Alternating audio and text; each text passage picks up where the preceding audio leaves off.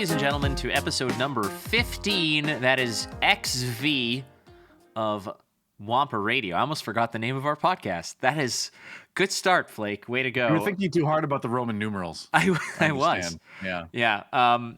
Okay, now I'm off track. But hey, this is a podcast about Star Wars card gaming with a heavy emphasis on Star Wars Unlimited by FFG. Doa, please rescue me. Sure. I'll send someone right over. Oh, you mean take over talking? Okay, I got it. Yeah. Well, let's dig into some headlines, some strategies, some discussion points on everything you might want to know about the world of Star Wars card gaming. You know the drill. That's how it is usually around here. How's it going, Charmer? Save us. I think it's going fantastic because I'm not the reason that the opening has failed for once. Normally it's me trying to say Final Fantasy games or something silly like that, but this time it's not my fault. So Fatal we are, Fury? of course, yeah, we're going to cover the headlines. We're also going to talk about our main topic, which is the merits, the pros and cons, if you will, of a digital client when it comes to card games. But before we do any of that, we have to cover the Wampa Cave Poll of the Week.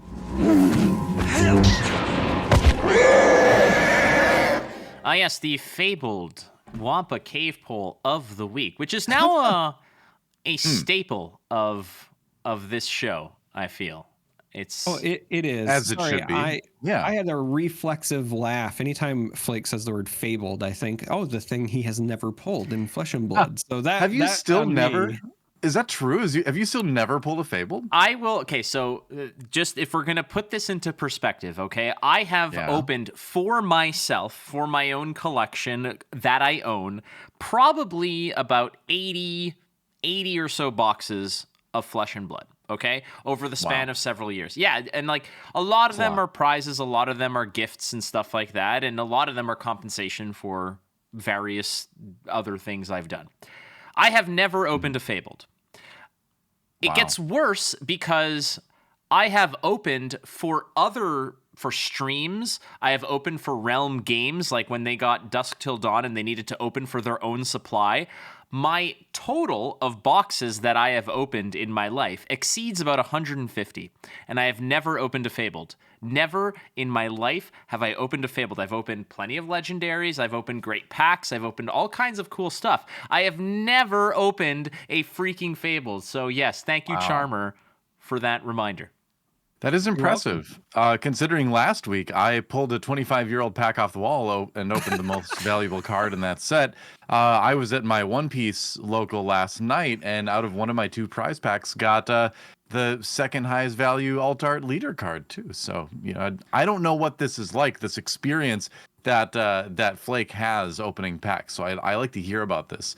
How does the other half live is what I ask myself. And then I listen to Flake opening pack. In constant fear and regret. I feel like I already won the lottery. I live in Canada, so I'm happy about that, and I think that is where it all balances out. I think balances out. I think he's just saving all of his luck for whatever cool Han Solo is going to be in Star Wars Unlimited, and he's going to get it day one. That's what I choose to believe. Anyway, I like that for you. I like that idea. Yeah. Or do I open this pack of Young Jedi that I said I would? We can do that a little later. You know what? You could. You know what we should have on this show? We should have a button that one of us hits at any kind of point to rescue us out of a situation where we have an emergency pack that we open to just break up the conversation. Should we implement that? The emergency I like the idea. Yeah, we shuffle between different games and things, and obviously we have an emphasis on Star Wars Unlimited here, but frankly that game's not out yet, so we can't open packs of that. But there are lots of other games, some Star Wars, some not. Yeah, we can do that. I think when Star Wars Unlimited comes out, we should each have a booster box like nearby where, if needed, if things go so off the rail, we are allowed like one emergency pack opening button where we all grab a pack and we say, okay, let's recenter ourselves. We all open a pack, and then does that feel like a good idea? I think that's something that... Yeah, sure. Cool. So Fantasy Flight Games, please send us boxes as soon as possible. This is for your own good, frankly. But there you go. You are correct. We did have a Wampa Cave poll that appears every Sunday at Wampa Radio on Twitter. This week's Cave poll was, What aspect of Star Wars would you like to see represented in Star Wars Unlimited? Your options being pod racing, carbon freezing, Jedi training, and politics. Now, this is one that you suggested, Doa, and maybe talk to us a little bit about the inspiration of this one, because I got it, Charmer got it. Yeah. Well, for the viewers at home, listeners at home that are not as familiar and haven't been watching any of the other episodes, apparently, we talk a lot about the old Decipher Star Wars card game on the show a lot, which is, I think undisputedly the best Star Wars card game ever made. We'll see what happens next year, but for now, that's the best Star Wars card game ever made. In that game, they did a very good job of bringing different sort of parts of the Star Wars universe, different fantasies sort of to life, and that you could make a deck that was based around political maneuvering or carbon freezing your opponent's characters or even winning pod races. I'm not making that stuff. You could even make a deck that played Sabacc, mini games of Sabacc against your opponent and won that way. So yeah, there was a Jedi training deck. So you could do anything. So I would love to see that type of theming element involved in SWU in some sort of way, right? Where you can build a deck that's not just necessarily around attacking your opponent and dealing damage and fighting units. That's the core of the game, right? But I always like those side strategies. I always like those alternate win conditions. So give me that kind of stuff. Give me politics, give me pod racing, give me carbon freezing, give me all that kind of stuff. So that's where the question came from. Long answer to your short question there. Do we have a show and tell, Charmer? Because you got up and went to go get something. Oh. Well, kind of. I was going to say that until Doa said it, I hadn't even considered that Sabacc could have been an option, and now I'm upset because I would have picked it. Ooh. And I've got a deck of Sabacc, and I actually think what's going to happen is when we all inevitably get together and we jam some Star Wars Unlimited games, I'm going to bring this, and I think we should film some games of us playing Sabacc. Totally. Because I think that would be a good time as well. I don't think... And we... just like in Star Wars, we'll put our vehicles up as the wager. I was about to say I'll toss my busted ass Corolla in there. I'm sure. There you go. Yeah, she's fast enough for you, old men. Like, I'll tell you that much. Doesn't look like much, but she's got it where it counts, right? She's got it where it counts. The insurance is paid. That's where it counts right now. So, there you go. So the options again were, like I said, there was pod racing, carbon freezing, Jedi training, politics. I went with Jedi training because, again, when it came to Star Wars CCG, that to me was such a mountain to climb in that game, to the degree where you get stubborn. And this is a shout out to some of my buddies that I played with, essentially exclusively, my buddy Jed and my buddy Chris. And we played this game religiously, and I was always the harebrained schemed idiot who preferred to accomplish things versus winning the game. I wanted to train my Boshek to be a Jedi. I wanted to blow up the Death Star. I wanted to do stupid stuff, whereas my opponents were beating the piss out of me all along the way. So I want to see Jedi training in this, and to some capacity, not necessarily in the, Charlie Day in It's Always Sunny with the Pepe Sylvia kind of weird things going on, like in terms of how complicated it is, but something similar. Yeah. I love the Jedi training thing. I also played that deck. That deck caused problems though, because people figured out you could do sort of like a weird force draining kind of thing once Cloud City came out. I think is you could use the cloud sectors on Dagobah, and then you could force drain your opponents. So you basically could take away the cards from their deck, which was your life in that game, and there was nothing they could do about it because they could not. The Imperials could not go to Dagobah. That was just like a rule in the game. Like it was very, very difficult to get to, or impossible, pretty much, to get to Dagobah. So you could just do that, and no one could stop you. It was a plague upon the game for a while. I think you had to move a ship to Dagobah, then you had to land in the bog clearing, if you played the bog clearing, and then you have to disembark. And so just picture the brochure for this trip. You're like, okay, well, you're gonna start at Coruscant, which is Parsec 0. Your ship has hyperspace 3, so it's going to take you 3 turns to jump to Dagobah, which is Parsec 9. Then you're going to have to land in a swamp, disembark, And then maybe there's some cool stuff you can do on Dagobah. Yeah. Oh, wait. By the time you get there, you're now also having to engage in conflict with Yoda, a trained Luke, and it's with whatever, little characters that you could muster early enough in the game to start the journey. So whatever force you're bringing, by the way, is going to be severely overmatched. Yeah, it was a plague. It was a nightmare.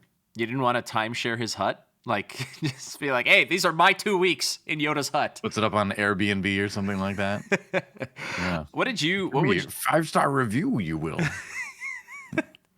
What, I don't know where that came from. What would you select out of all of this?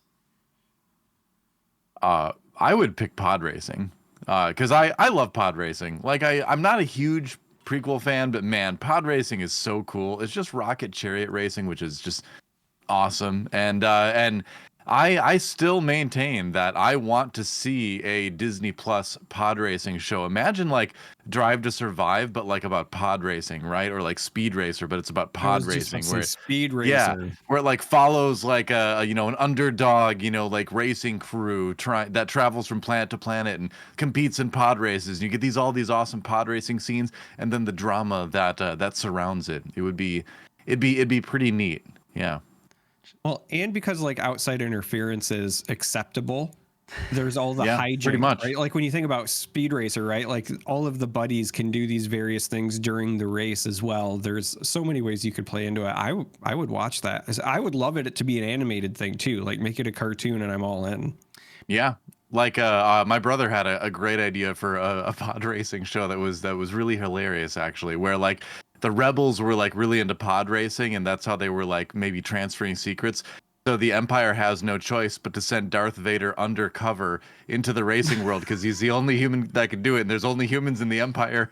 So he has to like disguise himself somehow so he can infiltrate this pod racing scene. Yep. And uncover the rebel plot. I want it to be Kylo Ren. I need the undercover boss Matt again, but instead of pod racing. Yeah. My name is Steve. I'm a pod racing pilot. Yeah, that actually makes a lot of sense. I want it in like crazy over the top, not like CGI, not like computer like Rebels style or Clone Wars animation. I want animation, like manga style, or like crazy animation. And no, I want live action. Sorry, I'll disagree with you on this one. Give me more live action pod racing.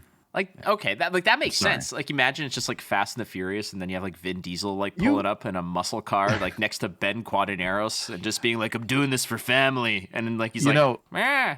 If you follow the Fast and the Furious franchise, a crossover like that would be like the least surprising thing in the world. They can do whatever they want in those movies now. I love that franchise, by the way. They're done. I'm not ashamed to say they're not done. They're not done. The X was a two-parter. It's a cliffhanger right now. Yeah. Well, you can kick me off that cliff. Just I relinquish my grip. Charmer, will his family survive? Yes, they will. They will. Okay. Maybe not all of them. But Charmer, which one did you select? First of all, I just want to say I'm surprised at how close this was. This might be the closest one that we've ever had. It absolutely was. I selected carbon freezing for two reasons. One, again, harken back to Decipher. It was one of my favorite things to do in that game was play bounty hunter decks. And the fun thing about those decks was that you had multiple things you could do once you captured somebody. Carbon freezing was, of course, one of them. But you could also feed people to the Sarlacc. If you took them to Jabba's palace, you could put them through the trap door into the Rancor pit, and then the Rancor would eat them. And I loved all of that. That was like my favorite thing to do. You know, you talk about Jedi training. My best friend Rob, he played a Jedi training deck where he would train a Jawa to become a Jedi because Jawas were like his favorite thing. Like if you said Utini to him, he would light up like a Christmas tree. So he would always train a Jawa. And then my job was to play a bounty hunter deck that was centered around Jodo Kast. Again, one of the background characters named by Decipher. He looks like Boba Fett, but isn't. But I would capture his Jawa and feed it to a Rancor, and it made my day. So I selected carbon freezing because it was the closest thing to that experience, but also because I felt like it would be the easiest to implement as far as mechanics with the existing Star Wars Unlimited mechanics, right? I think carbon freezing could very much just be, capturing an opposing unit, almost like a stun or whatever, and then there might be a way where you can get them back. Like you're just incapacitating them without defeating them. So maybe you don't get like on defeat triggers, but you still deal with the character. I do think that there's a couple of ways that you could implement it without having to go too in depth. I would still love to see pod racing. I'd love to see Jedi training, but I think those things will be better suited, I think, for like a future set or something, because you'll want that to be a bit more of a storytelling journey. I think carbon freezing is something you could do with just like a very small handful of cards. So that was part of my other decision, but I chose carbon freezing. You know what none of us selected? Politics. And because again, this was something that was implemented in the prequel sets of Star Wars CCG. I believe it was in Naboo or Coruscant or Naboo that it came out, where you could now sort of enter the Senate, and then the negotiation was your greatest asset, which was phenomenal. When that set came out, that probably was like, okay, this game is done. Like, we're done here. No, what are you talking about? They're just using what they got. That game could have kept going forever. It has kept going forever. I went into the chamber, into the Senate chamber, with a Luke Skywalker Jedi Knight and his lightsaber, and I couldn't do jack squat in there. It's just all your weapon destinies are -6. All your power and stuff is essentially equated to what your politics are. It's not an arena for weapons. It's an arena for the mind. Okay, thank you. What is this? Are you a part of the Mensa lobby? Like, what is this? What does that stand for? Mensa? I have no clue. I don't remember. Mensa I don't is remember what the acronym is. I guess for. not. Okay, so here are the results, you clowns. Jedi training wins again with 34.2%, and you are correct. This is the closest that it has ever been in any of our polls. As second place, ironically, was politics at 23.3%, pod racing at 21.9%, and carbon freezing is just a hair behind at 20.5%. So I think everybody just wants to see everything. And I think that's what this tells us. And you can do that. There's totally ways to work all of those things into this game over the course of, how many X sets come out eventually over the years, right? So it'd just be cool. Yeah. Why limit yourself to just blasters and power and units and things? There's so much. The world of Star Wars is so big, Utilize it. I will say, when it comes to player expression, Jedi training is a bit of a treasure trove as far as like cool alt art things you can do, because again, you can have it just be like a custom character, right? Like you could literally build your own Jedi as part of it if you want, instead of it being like this unique character goes through training. What if like it's centered around you get to make your Jedi, and so you get custom lightsabers and you go through like the whole thing as if you start as a Padawan. There could be a lot of cool stuff you could do thematically, but also in terms of like chase alternate art options or whatever with that. Same thing with pod racing. Like having a souped up cool pod racer would be really fun, right? No complaints. So again, thank you so much to everybody who participated in the poll. A new poll up every Sunday. You can check it out at Wampa Radio on Twitter, and let us know what you think as part of the poll. Headlines this week are actually kind of light. There wasn't a whole lot, unless I missed some stuff. I mean, we have another live stream coming up, I think on the 20th.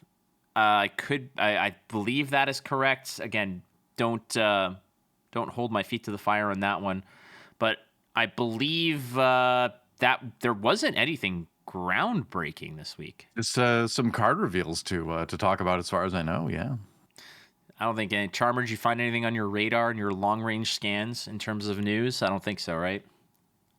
No, as far as the news part goes, it is strictly just the reveals. I was trying to get some confirmation regarding the streaming schedule. So you are correct. It is September 20th. 1 p.m. CDT is our booster pack breakdown. I know that's one we're all very excited about. Yeah. And then a week, that is the product line overview on September 27th, again, 1 p.m. CDT. So we do have those coming. That is according to the fantasyflightgames.com schedule. Perfect. But this week was just reveals. Yeah, so let's dive into those ones, and I'll kick us off here. This one is a little bit meh. I'm not over the moon about this one, but I think it's actually it's part of the game, baby. You need to you need some upgrades. It is an upgrade called Resilient. It is a 1-cost vigilance card. It's an upgrade. +0 on the attack, but hey, let's give that baby some back. It's a +3 Resilient. It's an innate upgrade, and this was revealed by Crossworld TCG. Yeah, I mean it's a TCG basic, right? Where it's like you have cards that buff the attack, you have cards that buff the defense. So here's our fairly standard 1-cost, give something +3 defense. Seeing that this is vigilance, seeing all that, I kind of wonder, okay, are we going to see the aggression one that's 1-cost +3 power? That seems a bit stronger, actually, but then I don't know. I need to learn the dynamic of how things interact better, I guess, while I'm making these assumptions. But I don't know if there's anything wrong with this card per se. I think it's a good basic thing to have in TCGs, especially if I think it's a good tool for learning games, is what the card is for. I doubt we're going to see it in like a lot of competitive stuff, but I think you kind of need cards like this in a game, especially in like a first set situation. I look at this card and I get most excited when I think about draft, because in a draft scenario where you are relying on your board to kind of compete, you're not going to have as much access to, direct removal cards, high powered rares and legendaries, things like that. This could be a very cost effective way, just one resource, you put it on a unit and then make a value trade. And it could also just be a real pain in the butt if you've got a big Sentinel unit to slap 3 extra health on it mid exchange, right? Because again, it's back and forth. So if you've got a big Sentinel, they swing 1 unit into it and you know that their next action is to swing a second to finally get rid of it. Your response, if you will, is, oh, by the way, it's got 3 more health. So in terms of those like low power formats, draft, sealed deck, etc., I think that's where this will really shine.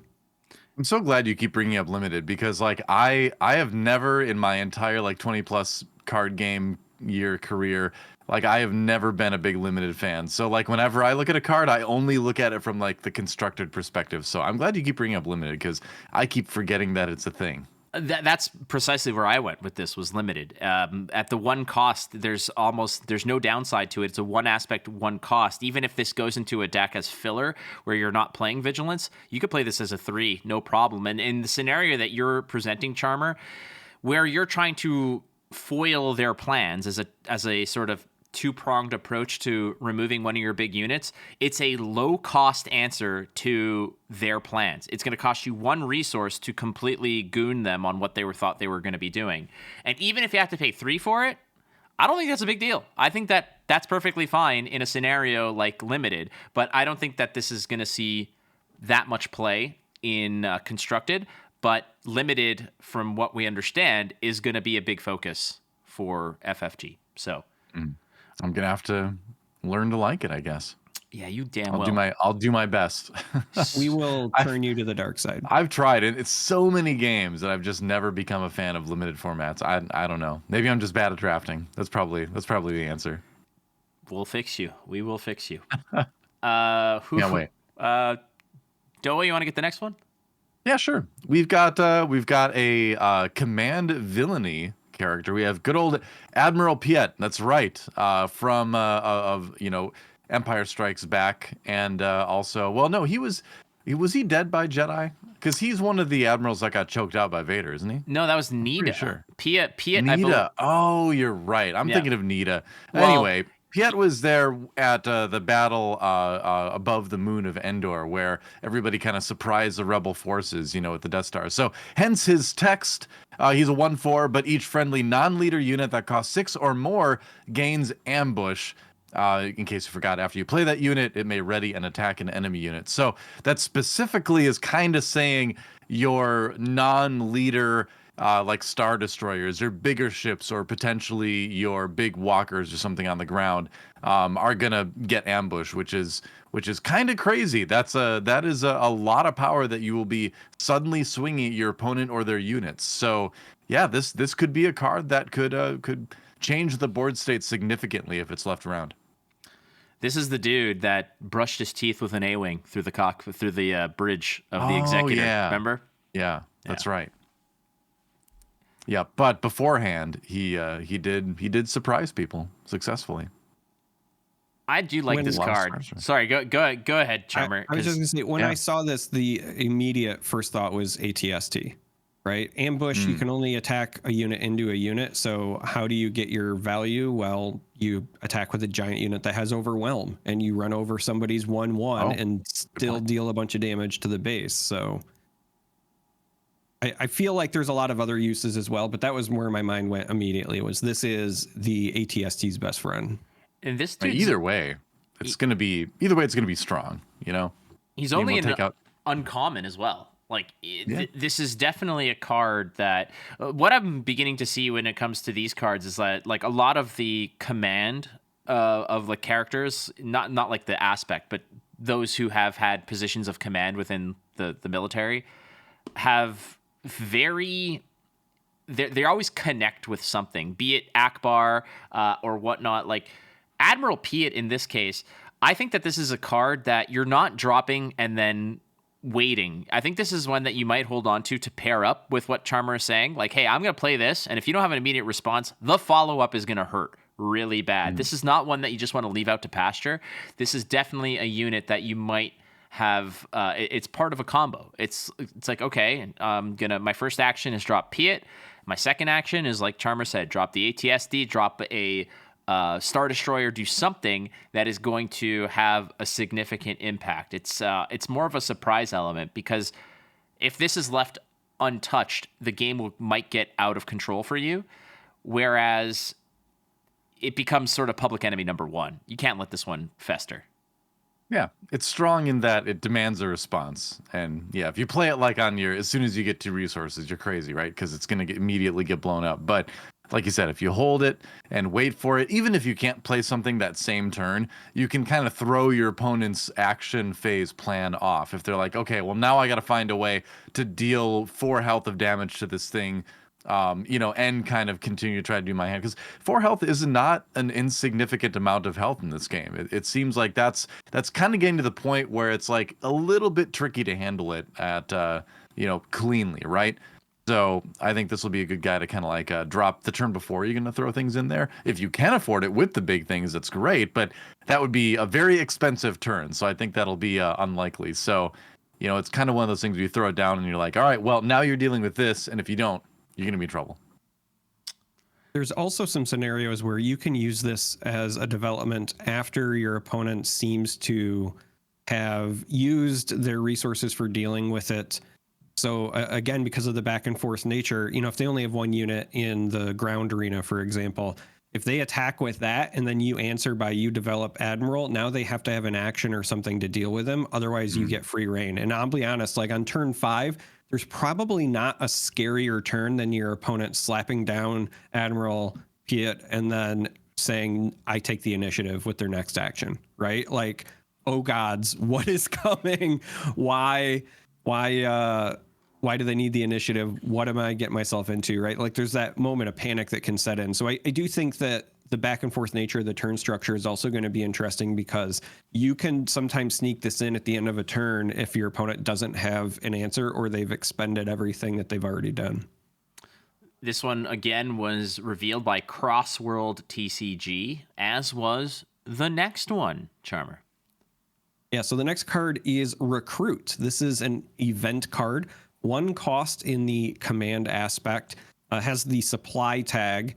And much like some of the other cards we've seen, this is a great command card for just digging through your deck. You search the top 5 cards of your deck for a unit, reveal it, and draw it. And then you put the other cards on the bottom of your deck in a random order. But this is a pay 1 to dig through 10% of your deck and then pick any unit and draw it. This is amazing because it's not got to be any sort of vehicle or ship. It doesn't have to be a unique unit, space unit, or ground unit. It's literally, I just find what I need to find and I draw it. And again, even if you are trying to find a combo piece, we kind of covered this last week as well. Some of these cards where you're searching, if you don't find what you're looking for, you still got 5 cards deeper through your deck on the hunt. So this is going to be a great filter card. Okay. Yeah, it's one of those cards too where it's like if you get to a point in the game where you're like, I don't necessarily need to use this, can always just become a resource too. So that's the one of the things I really like about this game that I'm looking forward to is that it gives you a way to sort of deal with cards if they become, dead cards in your hand, right? If there's ever a card that just isn't useful for you anymore at some point in the game, just make it a resource. I like it. This card is excellent. This card is both draftable and constructed. And when you say 10% of your deck, it's more than that because keep in mind you're starting with cards in hand. So your deck's, I think what is it, 7 cards that you start with? I think if I'm not mistaken, then you put a resource in play. So your deck's like 42 cards or something like that by the time. Plus you draw cards. So you're looking through 12 to 15% of your deck minimum if you play this on turn 1. And like you said, just looking for the card. If you don't see it, if you don't find out what you need, well, you just get that much closer. Any deck that is centered around a strategy that revolves around a big finish or a like if the nucleus of your strategy is like I just want a big Star Destroyer that's going to overwhelm and punish people or stuff like that, this is what you need because nothing hurts more than a strategy of like control and slow burn where you're trying to get to a particular piece and you have everything in a row ready to go and you just cannot find your big banger. You cannot find that bomb to drop on the board. And for 1 cost, this is draftable. This card is constructed playable. This card, I think, is going to be in a lot of command decks for sure. Oh, yeah. Oh, just to clarify what you were talking about earlier, you draw 6 cards and then you can choose 2 to put them in as resources. So it looks like you'll be starting the game a lot of times with 4 cards in hand. And you draw 2 at the beginning of your turn, right? So yeah. All right. Oh, yeah, that's true. So you'll end up with 6, yeah. Yes. Okay. So about like 6 in hand, 2 on the board. So like 42. 5 out of 42 is some sort of weird space math. Oh, no. Math. Yeah, it's all good. We don't have to do that. Math is for blockers. Roughly 1/8. The important piece, though, is that the card itself shows you 10% of your deck, right? Like you get to look at 5 cards of your deck, which is 10%. Sure. You might have seen more than 10% at that point. But the card reveals to you 10% of your deck every time you use it. I reach back to the Mensa comment I made, of which none of us knew what the hell we were talking about. Listen, we don't talk about the Mensa stuff, all right? Outside of the meetings. If you don't go to the Bohemian Grove, then you lose out. Why you're treating Mensa like it's Fight Club? We don't talk about Mensa. Oh, God. You guys are just doing like all kinds of weird advanced like calculus, like shirtless and sweaty. It's like, all right, you versus this problem. Who wants to do the next one? Because I want to do the one after the next one. If possible. I'll do it. Okay, I'll do it. I like good guy stuff sometimes. So we'll talk about Colonel Yularen, who is a Imperial officer. So I guess he's not really a good guy. I was thinking of somebody else, but I was thinking about I just no. In your defense, he does not have the villainy aspect. Yeah, that's true. He is just an official, and I don't remember him being. I have no idea what his flavor text was in the Decipher game. Hold on, let's wait. I don't think he had much of a lore box. This guy, let's find out. Maybe he did.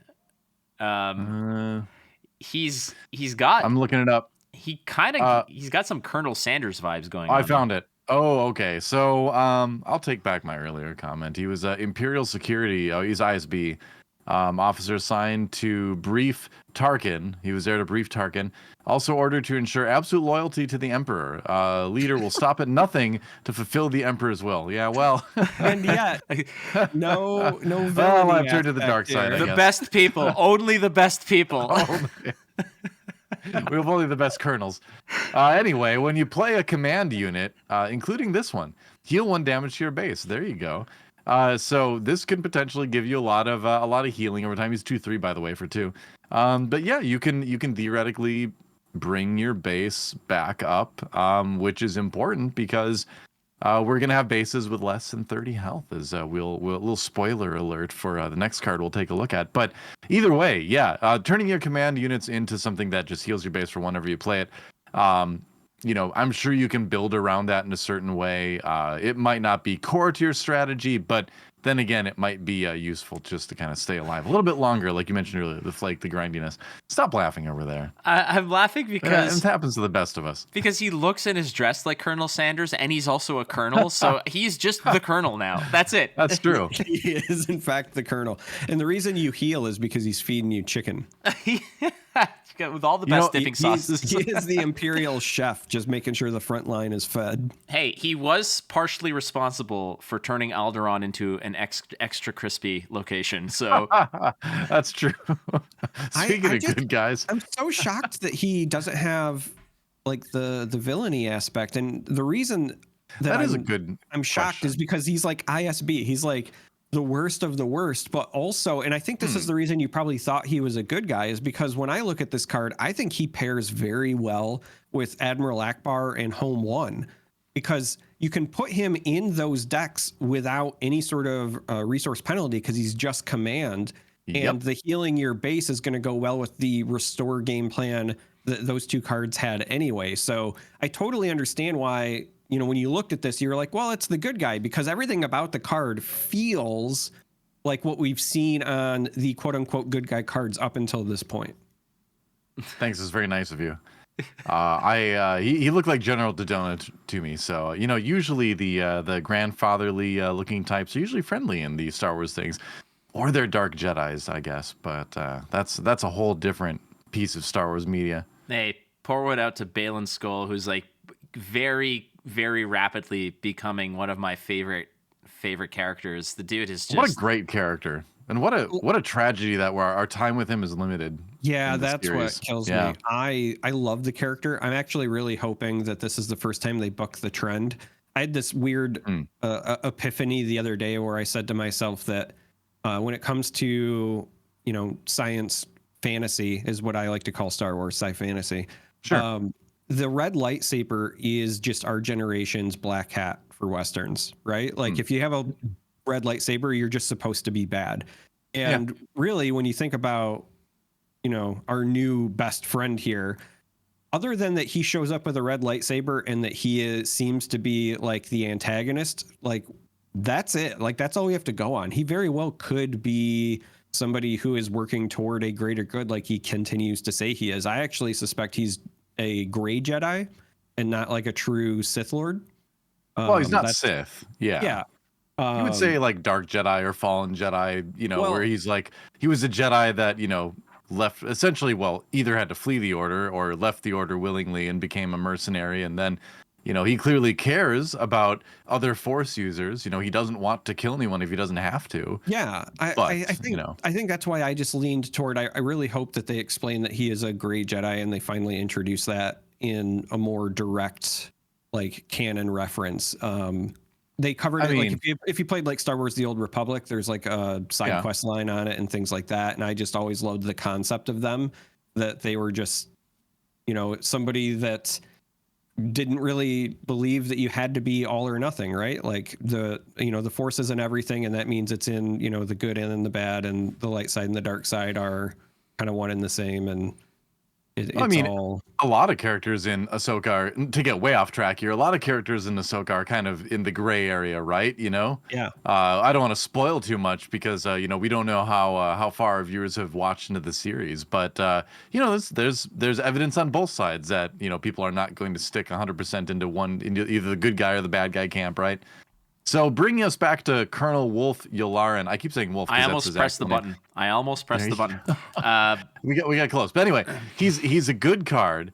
He heals things. He's just an uncommon too. So I think this is kind of a couple strong uncommons that we're seeing out of this batch of command cards. I like this card. I think that this card is going to be a staple within that command sort of control list, like with the Akbar with Home 1. And you're right. It is going to feel weird when you have Akbar next to Yularen and potentially like Tarkin and stuff. Like these are all possibilities. Yeah. And this is what I love about this game is that what Star Wars CCG did was you have a light side deck and you have a dark side deck. And the game is essentially dictated. Your deck building restrictions are based on the color of the back of the card. Card backs are different. Precisely. Yep. Exactly. Yep. And this is different. And this is so damn good. So damn good. I also want to mention, sorry, really quickly, this was revealed by What a Piece of Junk. So cheers to them. What a Piece of Junk. Love that name. They're talking about my Corolla. It's amazing. There you go. I will say I will bring a little bit of a counterpoint in that this is one of the things that I'm a little bit less thrilled about with the game is that you can have decks that have who would normally be mortal enemies in the same deck fighting on the same side and all that. Like I understand why that has to be with the way that the game is constructed mechanically, but it makes me a little bit uncomfortable. I'm not the hugest fan of the fact that I can have Tarkin and Akbar in the same deck, right? Or Colonel Yularen or General Dodona or whatever in the same deck. Like I don't know. I'm not. Maybe I'm too much of a purist with this kind of thing, but I'm not a huge fan of that element of it. Get over it, Doa. I have to get over it, but I just I had to say it too. What do you have against the Colonel? Against the Colonel? Nothing really, I guess. Yeah. Seems like a good card. Great chicken. Let's go to the next one. We got a base. Again, the community decided whenever FFG is like, hey, what do you guys want to see? Base always wins. And I'm really liking this because it's not a sexy pick out of everything else. It's just something that a lot of people are like, dude, this is going to basically dictate how we're building decks and strategies and such. And I think that that's why people want this, because they want to start theory crafting. They want to build around stuff. So we have the Energy Conversion Lab. It is a command base rare. It is a 25 health location on Iadu. The epic action says play a unit that costs 6 or less from your hand. Give it ambush. So is this cheating a 6 cost out of your deck, or do you have to pay for it? So it's funny you mention that, because I believe you are still going to need to pay for it. The only cards in the game where you lose the reminder text so far really seem to be bases for some reason. We don't have the reminder text for shield tokens on the other base that was revealed where you grant a shield token, for example. This one, I think, is just missing the reminder text, because I think this is going to function very similar to Admiral Ozzel. Admiral Ozzel lets you play an Imperial unit from your hand, but then it says paying its cost, right? Yeah. I think that this is just saying once per game, you can play something, but also give it ambush, because that in and of itself is just a really powerful effect. And being able to play, something like, if you were able to cheat, then turn 1 you could drop like Gladiator Star Destroyer, for example, and give it ambush. And so no, well, that's worth a lot more than just like 5 health off your base. That's my point. I think giving something ambush once is relevant enough, and that feels correct to me. I really just want to. I don't have much to say about this. Again, I just love seeing the bases. But what I want people, before they start saying it, of saying a vanilla base or a no ability base, don't look at it that way, because +5 health in itself is an ability, and I'm gonna go on the record as saying that +5 health for those 30 health bases, some people are gonna play that because they're gonna take it as, hey, my ability is just having a higher thing. So I think people will play those bases until another base with that same aspect becomes available that has a different ability, unless the ability is really bad. I think it's more about the aspect than the ability sometimes. So here's what I love about what they have done in terms of design space, because I agree with you, until we also start having it matter what planet your base is on. I do think that the +5 health and the planet location has the potential to play a part in your decision, right? We might have a quote unquote vanilla 30 health base, but if it's the only one with a certain planet and it interacts with stuff, I think that could be very relevant later. I hope it is. I really hope that, because I would imagine they're putting it on the card because they plan on utilizing it. So yeah, that would be awesome. I hadn't thought of that. That's great. That's an extra layer to interaction and all that kind of stuff. I think that's brilliant. Yeah. I think that it's even if they don't touch it in this set, and honestly, I kind of hope that they don't. There's so much to explore already. I think that if you have too much or too few of too many things, you're not really getting the feel of a particular deck, and the archetypes are going to kind of feel a little bit wonky. I think that, maybe set 2 is something along the lines of like, all right, now we're going to start exploring characters and their like, I want a Yoda that is, if your base is Dagobah, he gives, he has a bit like a bigger, better thing. Cause it's not just the units, it's also the leader. If you have if your leader is Yoda and your base is Dagobah, like, dude, like there's gotta be a situation where his whole ability is like, if your home base is Dagobah, do X, Y, Z or something like that. And I think that is definitely going to be a significant portion of future card design. Yeah, I'm sure it's just there for, we might see a little bit of it in this set, but I'm sure more than anything, it's there just to give them that option. That is true. Do you remember where Yadu fits into the Star Wars universe? Do you know this bit of trivia? Do you recognize that location? I'll test you here. Either one of you can answer without looking it up. I see you looking at different windows, Flake. Are you? No, are you I'm looking at the card. Okay. I'm looking at the card. Yeah, I have my show notes next to me like a good podcaster. Sure. I see that. Is this where he fought Jango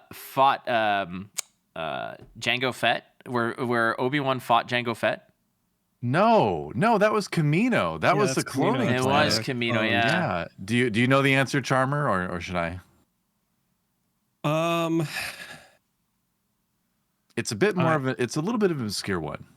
Yeah, I am currently drawing a blank. I'll be honest. All right. So this is the landing platform where Galen Erso meets his fate in Rogue One. This is the energy conversion lab where they're testing out. I think they're testing kyber crystals to see if they can kind of build the super laser, that kind of thing. So. Yep. That is, this is from Rogue One, yeah. Oh, this is where my boy Orson Krennic says, gather all the engineers, I have an announcement to make. And then he executes all of them.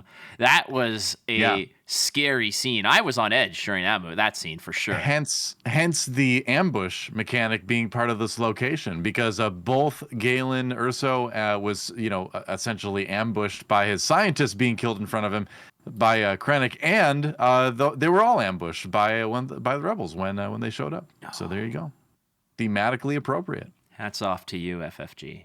Way to go. Final Fight. I mean Final Fantasy. I mean Fantasy Flight. I mean Fatal Fury. All right, so I'm going to throw this one out here because I know that the last card, I think that Charmer is a big fan of this dude. I am, yeah. I'm so excited for the last one. All right, so Doa, how about you do the next one? We'll let Charmer have. Okay, sure. Well, let's just keep the Rogue One theme going here with the Death Trooper. It's Doth Rupert. All right, his name is so friendly. His name is Das Rupert now. Das Rupert, yeah. It's not my best day. Anyway, 3 cost for a Vigilance Villainy Death Trooper. Imperial Trooper 3/3. When played, this is kind of interesting. Deal 2 damage to a friendly ground unit and 2 damage to an enemy ground unit. So they're just kind of shooting all over the place. But if you've got things with grit, if you've got Krennic out there, when your units get damaged, they get extra power. This card can work quite well and synergize quite well with some of the things we've seen revealed already. So kind of neat. You do want to damage your own units from time to time in the game. The grit is the first thing that came to mind as well. Not to mention, if there's nothing on the board, you can just damage yourself. And if it takes out something, I think that's perfectly fine. But you're right. You want to... Any self-wounding deck in every game possible, you basically have an archetype that wants to be wounded, that gets bonuses when they take damage. It's been around. The Skellige faction and Gwent did this very well. There's a Warrior in Hearthstone does this very well as well. The Enrage mechanic in Magic. I remember playing Dinos in like Ixalan. They did that very well as well. But I really like this card. I think that, I even as a draftable option, the only thing that turns me off of this card is that it's double aspect. So I would probably pass it. But I think that it's a fair card to look at for sure. Yeah, it does kind of narrow it down where you can fit it in. But, with some maybe solo vigilance kind of stuff, there's options there, I guess. I was going to say that I could see Unlimited still paying $5 for this. This is potentially removal on a body. And so even with the 3 for 3 stat line, being able to potentially nuke something is a big deal. Like this is at the common position. This is, I think, very, very good. Yeah, I'm just looking through some of the other cards that have been revealed just to kind of refresh my mind a little bit. And you do have Rugged Survivors for 5 for a 3/5. They have Grit, and they're only Vigilance, so you could fit them fairly easily in a deck that contains this card. So yeah, there's already a little bit of stuff been revealed that can work with this.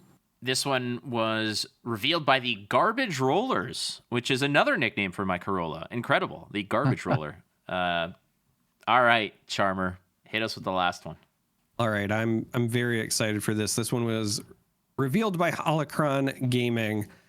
This is Agent Callus, and it's interesting that the kind of like subtitle is Seeking the Rebels, and I'll talk about why in a moment. But Agent Callus is a 5-cost ground unit in Just Command, has a 4/4 stat line, is listed as an Imperial Trooper, but he has Ambush, as well as when another unique unit is defeated, you may draw a card, use this ability only once each round. So it's a 4/4 likely removal on a body. You're going to ambush and crash into something. Probably draws you a card. Let's be honest, there's a lot of named unique cards in Star Wars, so finding a target should not be difficult. But the reason that I really like this card, even though it says Seeking the Rebels, even though he's portrayed as Imperial Trooper, this one being Just Command and not having villainy is, I think, a nice call out to his time as, you know, a double agent, right, as Fulcrum with the Rebels. And I can absolutely see this card seeing a lot of play in any command deck, whether, again, you're heroism or villainy focused. I think that it's just a really powerful effect. I think I mean, the 4/4 with Ambush is already pretty decent. It could act as a 4-point removal if necessary. But beyond that, just the fact that if you crash this into a unique unit and you trade with it, you're replacing the card and you're getting a card back in hand. Card draw, like you both know, like everybody out there knows, if you're new to card games, let me tell you, card draw is your lifeblood. It is so important. It is so huge that it means options. It means solutions. So any card that draws cards is already gets an eye. I've only finished watching the first couple seasons of Rebels, so Charmer just majorly spoiled me right now. You're telling me that Callus is Fulcrum? No, we didn't say that. What? No, he becomes... Because I there was that one episode where he's like, you know, he kind of gets along with Zeb? What's his face? Zeb, yeah, Zeb, right, exactly, yeah. And I'm like, okay, you know, and you could tell he's gaining respect for the Rebels and how they keep escaping over the episodes and all that. But see, it's kind of inevitable that he's going to become a good guy anyway. But there you go. I guess he really does. I ruined it for you. Carabast. I need Carabast to be a card. Isn't that a Pokemon? Sure. All right. That does it for this round of card leaks and spoilers as such. Again, thank you to everybody for their hard work in allowing us to see these cards. We're hungry for more, as always. Now, the main dish of this episode is digital clients. We got a question, last week, as it were, that we answered, and I think that it definitely deserves a greater conversation because digital clients are almost come part and parcel now, or they did, in my opinion. I feel like there's this new renaissance of paper TCGs and almost like a aversion to wanting a digital client alongside these new card games that come up. Because we discussed this new golden age of card games. There's so many of them cropping up. But beforehand, it was just there's always a new digital card game. Every 6 months, there was a new option. But now it's a paper card game. So where do we stand on digital clients in relation to Star Wars U specifically? Who wants to kick off this tasty nugget? Doa does. I know he does, so I'm going to let him. Sure, I'll go. All right. Well, so I have kind of mixed feelings about it. On the one hand, I'm a paper purist. Why play a collectible card game if you don't want to sit across the table from your opponent and play, you know, in flesh and blood? Pun very intended. So, you know, the digital clients are nice, and certainly during the pandemic they were useful to have, right? And I played tons of Hearthstone. I casted years of Hearthstone, So I have no problem participating in a digital card game, but at the end of the day, I want to play in paper. That's how I choose to interact with card games if I can. Like there are, fan versions of paper card games out there in a digital sense, like Talishar for Flesh and Blood. I have not played a single game on that platform because I refuse to. And I think from the competitive standpoint, you can argue that playing on a platform like that can do things like enforce bad habits that you have in your play. If you're just jamming game after game, you're not really thinking about things, as opposed to going and playing in an afternoon in a week and then thinking about your games. I feel like you gain more that way, or playing with people where you can talk to them right away instead of some, faceless, rude person on the internet. But so I like paper. But that said, there are games that I think have done the paper and digital together very well. The one that jumps to my mind is Pokemon, in that when you buy a physical pack of the game, you also get a digital pack, essentially. There was a card game that nobody played called Warhammer Champions, and that game, which was pretty good actually, but that game as well, like you would have to, it was a bit tedious, but the edge of every card art was essentially a QR code. So you'd use the app and your phone to scan the card, and then you would get that card in the digital version of the game. So I like it when the physical and the digital games interact with each other.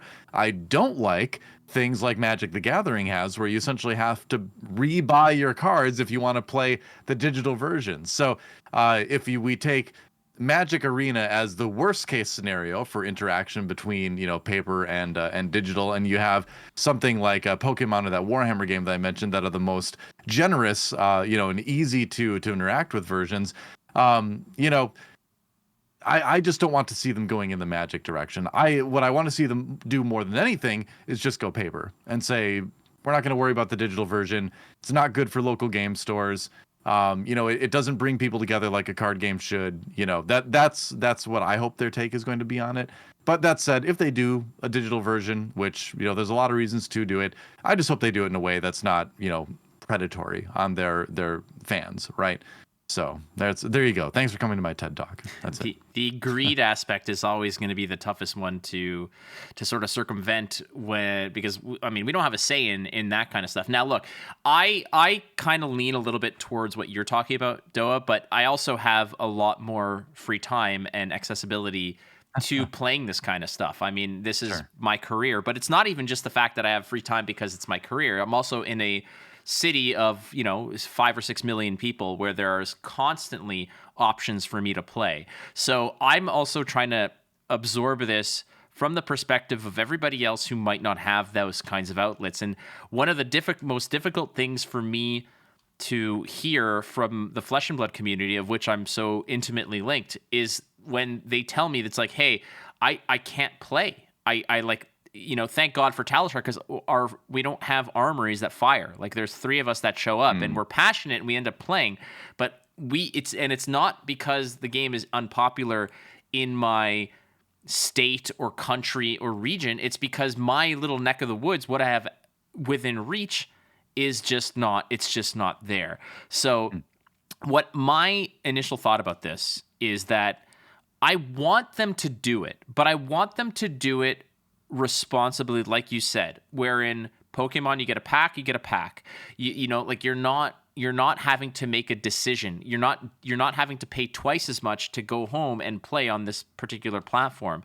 I think that Pokemon has it the right idea. If you buy a booster pack, you get a QR code to play. And the fun part about that is you could go on like eBay and buy a stack of 100 of those codes for like $20 or $30 and have 100 packs online and not have to pay the prices that they have on these kinds of things. Because there are people who, perhaps like you, Doa, who are like, I don't care about the digital client. I'm going to play in person. So now I bought a case of these cards. I have 100 of these codes. I could flip this for like $50, recover some of it. And somebody on the other side of the world who gets these codes is going to be super happy to have that as their option as well. So I'm thinking of it from the merit side of what a digital client can do, but I also know that there's a lot of bad stuff too. It can be done well. Yeah, it's my only hope. If they do it, do it well. You can still make money. Just work with your community. I don't think they can make money.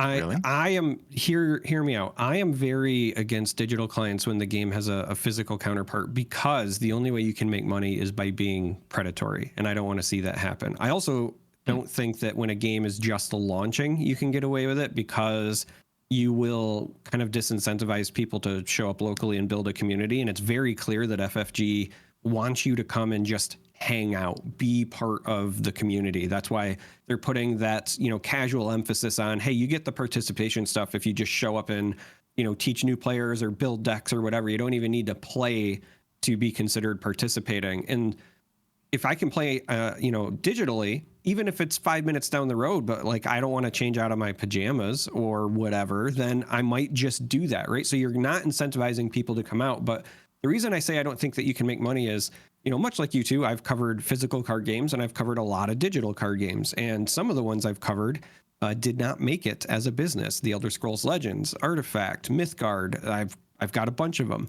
And one of the reasons that they didn't make it is because digital card games are actually pretty expensive to develop and maintain.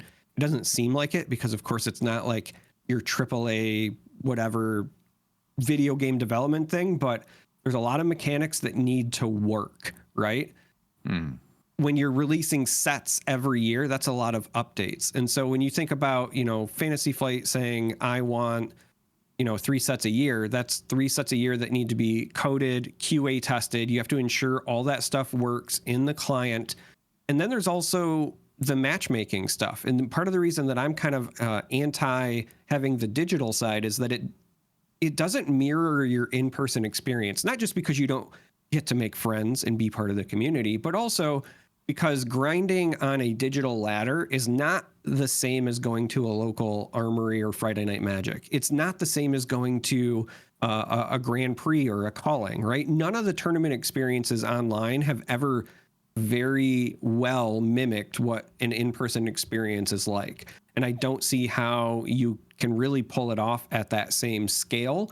And also you lose out on things like local metas as well. You lose out on, the joy of finding those chase cards, because again, you talk about the coding side, right? One of the reasons I hate MTG Arena is that not only can I, not mimic my collection, but when I'm getting things, I can't trade. And if you want to implement trading, that's another big systemic overhaul, right? That was supposed to be the appeal to Artifact, for example. We all know what happened there. So I just don't feel like the benefits, which would be convenience, right? You can play whenever you want, which would be accessibility. I do feel for the people who live in remote areas. I don't think those benefits outweigh the costs, both in terms of costs to the business, costs to the local player bases, and costs to the player experience personally. Sure. Don't get me wrong. I would play a digital client if it was there. I just am not convinced that it's the right move. I think I agree with everything you're saying, except there's one thing that we have to put as an asterisk with this particular game, is that it's Star Wars. Like all the games that you talked about failing, like those are not big intellectual properties compared to Pokemon and Star Wars, which I think are, like Pokemon, I would say is the most successful digital and, paper card game. And in that client, you can still buy extra packs if you want. So if there's someone that wants to just engage digitally, they can do that and keep building their collection and things. But you can have that sort of marriage of paper and digital. I totally agree that you don't do it right away, for sure. But, and I agree with everything you say about the cost, the upkeep being a lot more than people expect it is. But if there's any intellectual property that can support something like this working, it's definitely Star Wars. So I think it's entirely possible to make a profitable digital version of this game, but I'm 100% with you as well that it should not be something that happens right away and, maybe not for a year or two, Yeah, no, you're spot on about that, because the worst thing that's going to happen is that on launch day, everybody just stays home. Like everybody's just like, great, I can't wait. They would never release it right away with launch. Yeah. No, not a million years. No, but that is like the gravest of sort of circumstances if they do sort of have this parallel launch of a client plus the paper. Because the other thing about this is, like, again, we all know this whole culture of we're streamers, so we're going to have early access, we're going to have all that other swag and stuff like that. But if we're talking about not just the merits again being accessibility, it's probably going to be more cost efficient for the most part, but the detriment to the game itself is, if it's accessible, what's the incentive of leaving the house, of going to actually engage in these communities that are creating tournaments and that kind of stuff? And like you mentioned too, the trading aspect. Like, the trading aspect's great. I can't, like you said, I can't pull cards out of the computer screen and turn them into stuff that I want. One of my biggest... you can do it in Pokemon. You could. Well, no, not anymore. You can't do it anymore. Oh, you can't trade in Pokemon anymore? Not anymore. Really? The new client has taken away... Why would they take that away? I think it's because a lot of people were gaming that system, from what I understand. And trust me, I play a lot of that client now because apparently that's my new obsession. I don't know why. I've been seeing that. I have the Toronto Regionals coming up in like 6 weeks. I'm like freaking out over. But that whole thing is that I lost my train of thought. But the merits versus the detriment. The detriment to me is not just that it's going to keep people at home, not just that you can't trade your wares and do that kind of stuff, but also the meta is going to suck really fast. One of the biggest hallmarks of Flesh and Blood and why it's so cool without having a digital client is because the meta in Madrid is different than the meta in Toronto, is different than the meta in Auckland, and is different than the meta in Warsaw. They are all completely different. If you go take a look at all the different nationals championships that went down, there's 44 national championships that occurred in the past 3 weeks. Okay, every single top 8 is completely different. There are strong decks that obviously bubble up, but it's all dependent on what the hell's going on in your region, and that is a huge attractive element to a competitive scene in Star Wars, because in reality we're moving up to worlds, the World Championships of Flesh and Blood, and we just came off of 44 national champions and people still have no freaking idea what the hell's going on, because now everybody's going to meet up in Barcelona and everybody's going to be there being like, I have to worry about the Spaniards, I need to worry about the Polish team, I got to worry about the Americans. Like, these are genuine conversations, and they're all meta oriented. It's great. Yeah. Which brings us full circle to say we don't really want a digital version. If you do one, Star Wars is one of the few properties where you could probably make a successful, profitable one, but we really don't need it per se. So, need is a dangerous word. But again, I think that, when I was like heavily involved and intimately involved with Gwent, one of the downfalls about it was that they just were not willing to invest the money and to create more cards, because by their own admission, art was exceptionally expensive. But they're already paying for the art for this. So I'm wondering how that cost translates to taking a card that you've already paid the art for. I wonder if you have to pay the artist more, obviously. Because, I'm sure. Yeah, I'm sure the contract that they sign for the freelance artists say, we get to use this image for whatever we want. Yeah, I would be shocked if the contract didn't include that. So I don't think that would be a problem.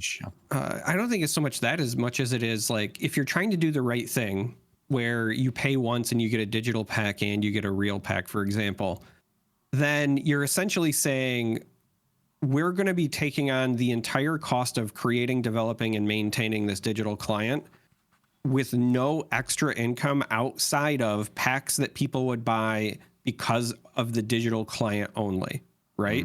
Because the other people, they're buying their packs and then they get the digital part essentially for free. But if I was going to buy the physical pack anyway, then the business makes no additional money, right? So you kind of have to do that cost benefit analysis of saying, if we had a digital client, how many more people would buy packs just because of the existence of the client? And is that enough to support and maintain and do all that? And again, Star Wars, it might be there, but I'm not convinced that it's enough and worth the hassle, because that's also all of those additional employees, all of the QA testing. There's already a big team. We know bigger than most for Fantasy Flight Games working on this game, but not one where they're talking about like handling all of that development as well. Like that's a whole new racehorse. Yeah, I mean, I think we're kind of talking in circles a little bit at this point, but I think it all distills down to could it work? Maybe. Do we want it? Not especially, but we'll see what happens down the road, I suppose. It is worth noting that there are, for a lot of the card games that are very successful right now, like Flesh and Blood, One Piece, Lorcana, there are that don't have official clients. There are third-party, what are called rule enforcement platforms that allow you to play the game, essentially. There's always Tabletop Simulator, there's always Felt Table, there's always options. However, the stance of the developer, in this case Fantasy Flight Games, is always interesting because they don't, in their minds, they're like, well, do we acknowledge it? Do we just let it go? Because in reality, it's good for the game. It's good for the growth of the game. And what's fascinating to me is that in the earliest stages of Talishar for Flesh and Blood, James White, who created Flesh and Blood, his stance on it was essentially, as long as it's not making money, and more importantly, as long as it's not replacing tournaments and taking away from what players would have otherwise done. If it's an and scenario and not an or scenario, we're fine with it. If people have to choose between Talishar and playing in person, then we might have to get involved. But there's already things like this, like Felt Table and all these other things exist, and we shall see. But I think, is it a unanimous don't do it from all three of us? I think it feels pretty unanimous to me.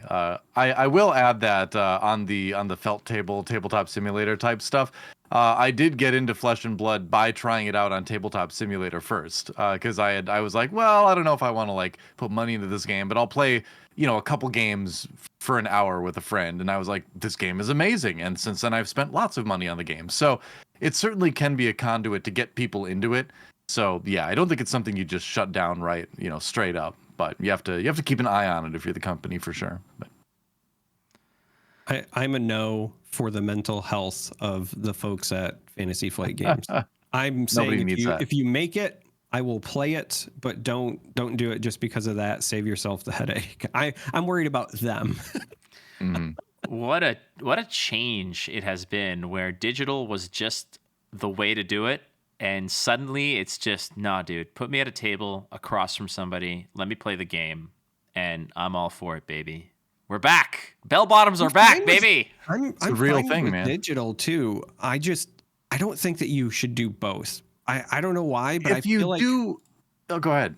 I was just gonna say, I feel like trying to do both is creating more problems than it is solutions for any given company. Pick something and be good at it, right? So the digital games, I love Legends of Runeterra. It's still a fantastic digital card game, and it does those things well. And I don't want to see a physical one, right? Like I want you to do that thing well. Well, if a card game is good in a digital sense, it's doing things that cannot be replicated in a physical sense. So that's kind of the thing. It's like, if you're going to make a digital card game, you have to go all out, right? You have to do all sorts of stuff to make it uniquely, working in that digital space. And you can't bring the cards from Legends of Runeterra or Hearthstone into the real world. Otherwise you have to have like stacks of random things and all this stuff. You would never be able to do it, So I don't think it's worth it. Well, you know what happens, Charmer, when you get a transmission and Chopper, just his little antenna, starts buzzing about, and he gets an incoming urgent message from Fulcrum. What do you say to that? I know that you want me to do this transition, but I need you to know that Chopper is not going to have a bad feeling. He has no feelings. He is a machine of war. He only feels rage, I think. Yeah. But a normal person would say, I have a bad feeling about this. I got a bad feeling about this. I have a bad feeling about this. I've got a bad feeling about it. Quiet. What? All right, another transition to our bad feeling mailbag. And we have a couple great submissions this week, which we very much appreciate. If you want to submit something to the bad feeling mailbag, you can do so. Tweet at us at Wampa Radio.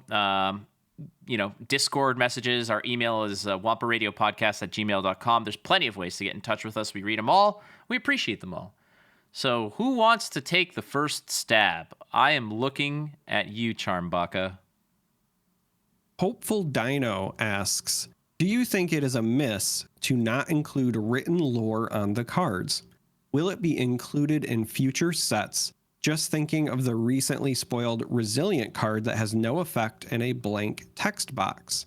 Thanks and love the podcast. Well, thank you, and we love you too. Oh, we all have opinions on this because there is nothing. Oh, yeah. I don't know how many Star Wars trivia kind of matches I have won purely off the back of the lore boxes from Star Wars CCG. How else? Same. How else are you going to Yes. know that the Colonel himself is tasked with bringing, absolute rigid loyalty to the Emperor amidst his ISB agents? How else are you going to know, all kinds of other silly, weird nonsense? Like the anti-personnel laser cannon has no stun setting, apparently. Oh, well, see, there you go. There you go. Wouldn't know that without the lore box. I will say this. I understand why they wouldn't do it, because you can't put it on everything. It's much like the flavor text on Magic cards and Flesh and Blood cards. Not all of them have it, but it does feel weird when a card like Resilience has absolutely nothing going on but the rent, right? It's just there. And the thing about it is that Star Wars kind of spoiled us because of what you mentioned last week, Doa, was that they just got free reign to just put whatever the hell they wanted there, right? Like Apparently they did, yeah.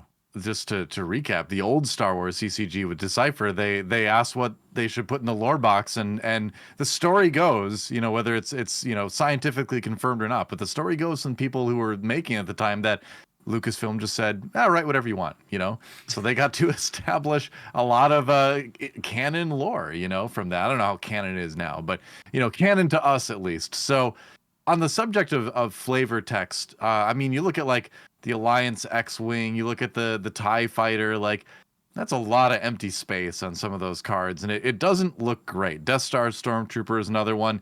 Yeah, it honestly doesn't look great, on a card. And have there been cards with blank boxes in the past? Sure. Hundreds of them across tons of different games. It's not a new thing to have that. But at the same time, the lore is kind of nice to have there. It's nice to have that little extra thing to read.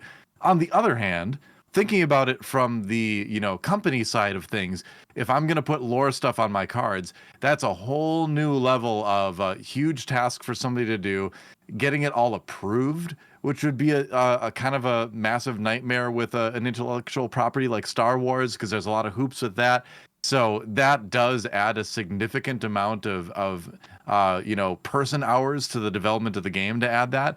And so I kind of get avoiding it, and who knows, maybe we'll get it eventually, but I understand why that would be lower on the priority list, and I agree with that from a development standpoint, but it is fun to have. So I hope it is something that they get to include in future sets down the road, There are two additional things I'd like to add to that. I, for one, would love to have it because I think it's fun, and just like you guys, it was one of my favorite things from the old Decipher game, but the other two reasons why I think they might have shied away from it beyond just the additional development and approval and everything else is that, one, I have noticed in this game, they do a very good job of trying to ensure that the card explains the card. So they go out of their way with reminders and adding additional, flavor text with more italics might confuse folks when they're already trying to do such a good job with that.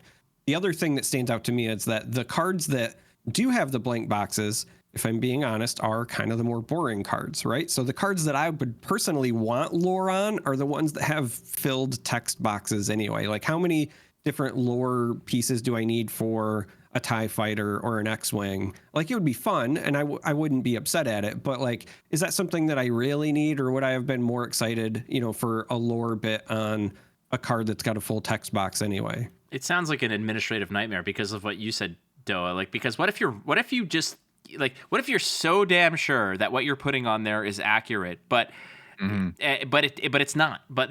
Or things change, or I think that the fact that Disney kind of acquired stuff, they just have full control, and you don't mess with the mouse, man. Like, they will just have a firm grip on it.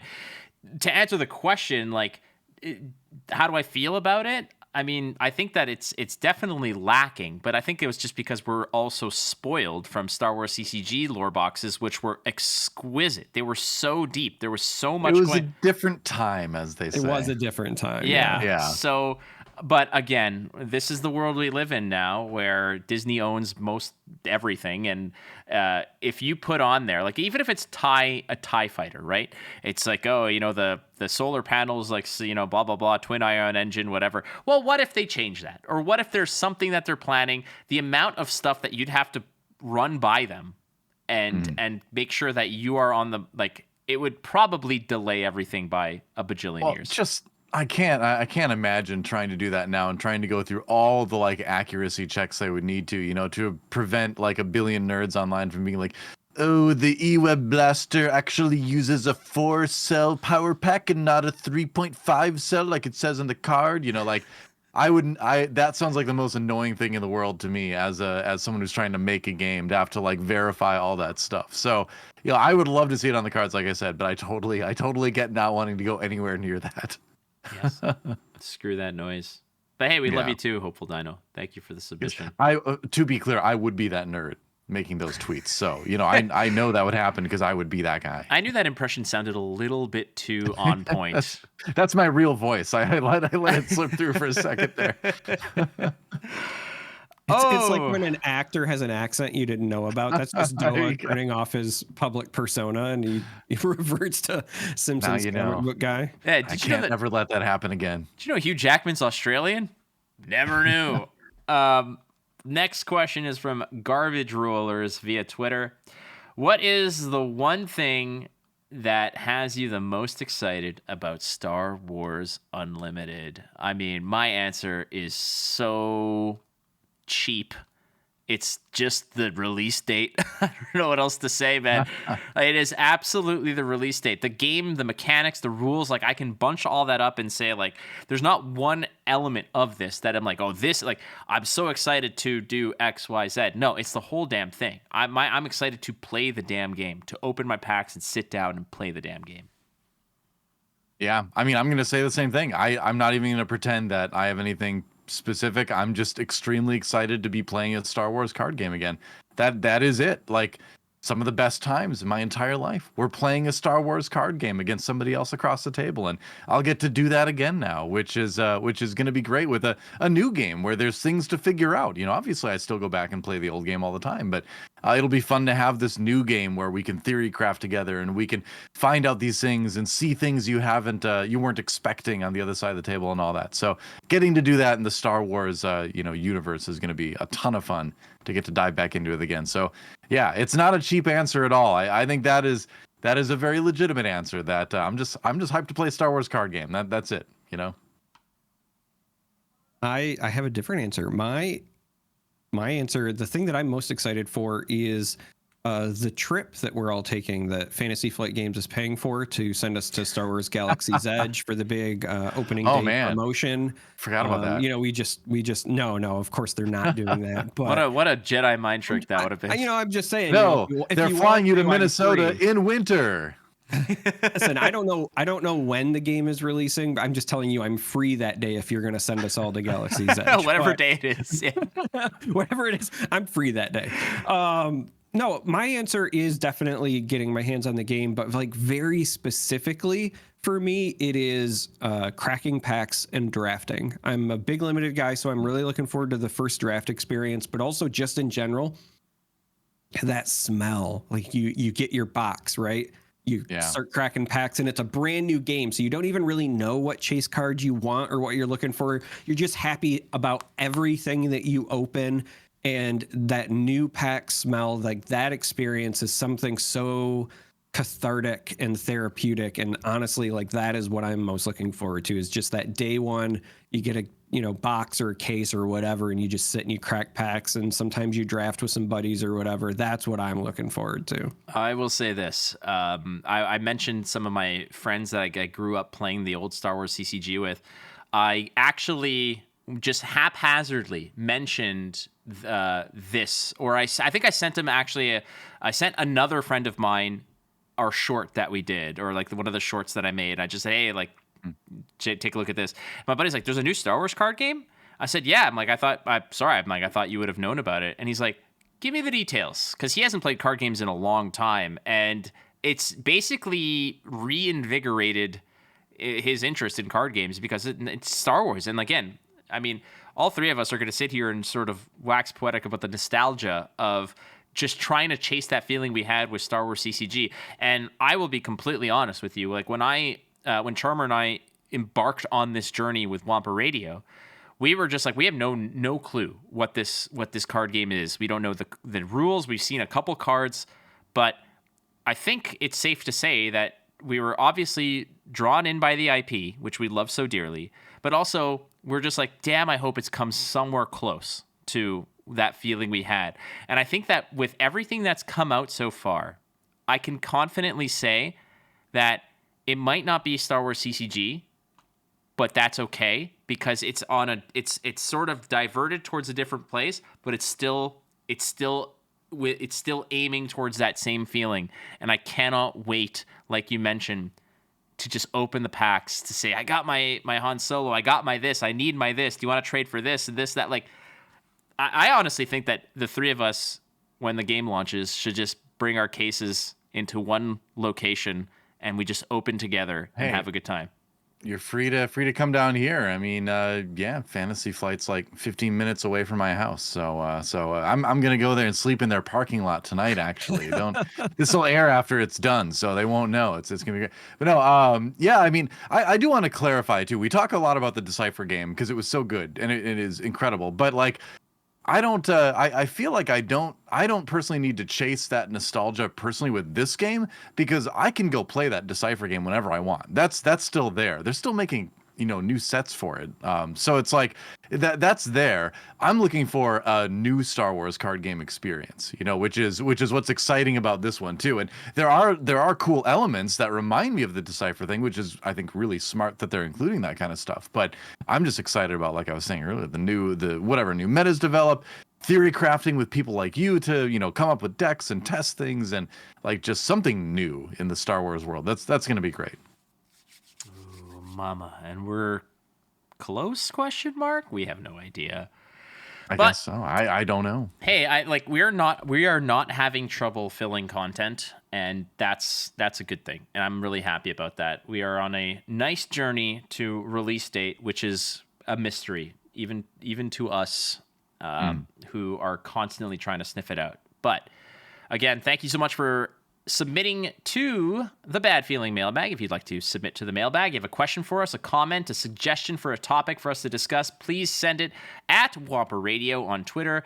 Wampa Radio Podcast at gmail.com is the email address. You can reach me at Watch Flake on Twitter, at GGDOA for Doa, and at that Charm3r, the droid bot himself, will hit you with a dad joke meme for sure.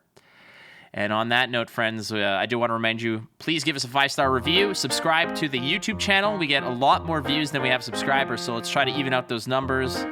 Charm Baka with the advice to end all advice. Give it to us. May the Force be with you.